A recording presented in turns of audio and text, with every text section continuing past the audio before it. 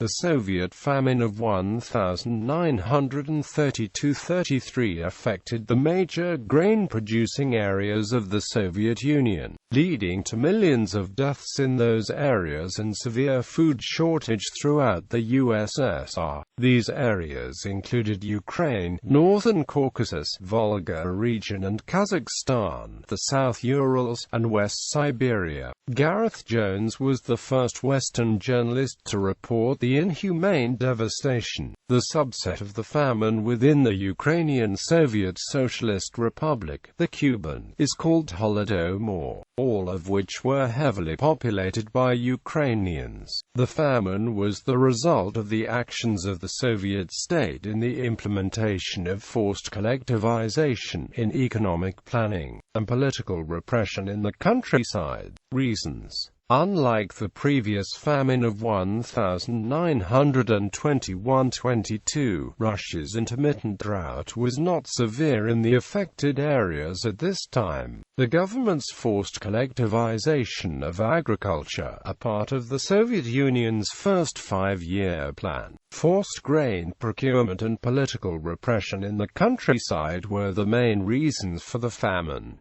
Historian Mark B. Torger of West Virginia University suggests that the famine was caused by a combination of factors, specifically low harvest due to natural disasters combined with increased demand for food caused by the collectivization, industrialization and urbanization, and grain exports by the Soviet Union at the same time. Similar view was presented by Stephen Wheatcroft, who has given more weight to the ill-conceived policies of Soviet government and highlighted that while the policy was not targeted at Ukraine specifically, it was Ukraine who suffered most for demographic reasons.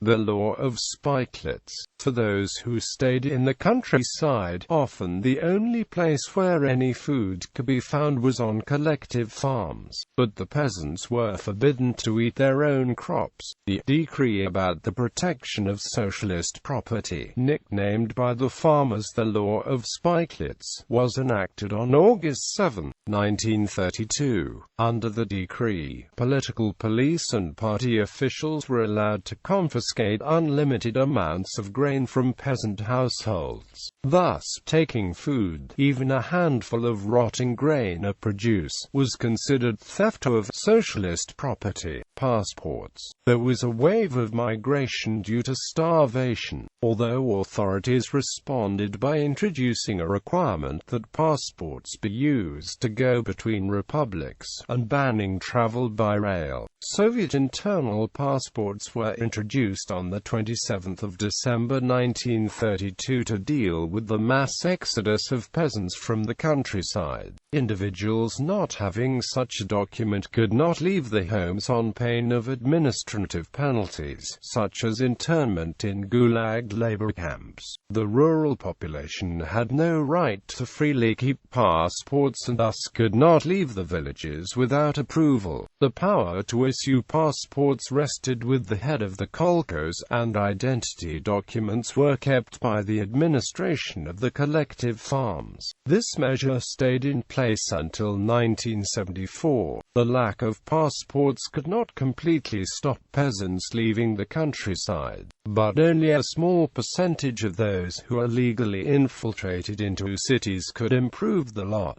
Unable to find work or possibly buy or bake a little bread, farmers died in the streets of Kharkiv, Kiev, Dnipropetrovsk, Poltava, Vinnytsia, and other major cities of Ukraine. Reactions. The famine of 1932–1933 was officially denied, so any discourse on this issue was classified as criminal, anti-Soviet propaganda until perestroika. The results of the 1937 census were classified as they revealed the demographic losses attributable to the Great Famine. Some well-known journalists, most notably Walter Duranty, downplayed the famine and its death toll. In 1932, he received the Pulitzer Prize for correspondence for his coverage of the Soviet Union's first five-year plan, and thus, he was considered the most expert and savvy Western journalist to cover the famine. In an article, "Russians Hungry, but Not Starving," he intentionally refused to mention that non-Russians were dying of the man-made starvation by the millions. Duranty's coverage with disinformation led directly to Franklin Roosevelt officially recognizing the Soviet Union in 1933 and thus revoked the United States' official recognition of an independent Ukraine. A similar position was taken by the French Prime Minister Édouard Herriot, who toured the territory of Ukraine during his stay in the Soviet Union. However, other Western journalists did report on the famine at the time, including Malcolm Muggeridge and Gareth Jones, who both severely criticized Duranty's account and were both banned from returning to the Soviet Union. George Orwell's Animal Farm was inspired by Gareth Jones' articles about the man-made Great Famine of 1932–33.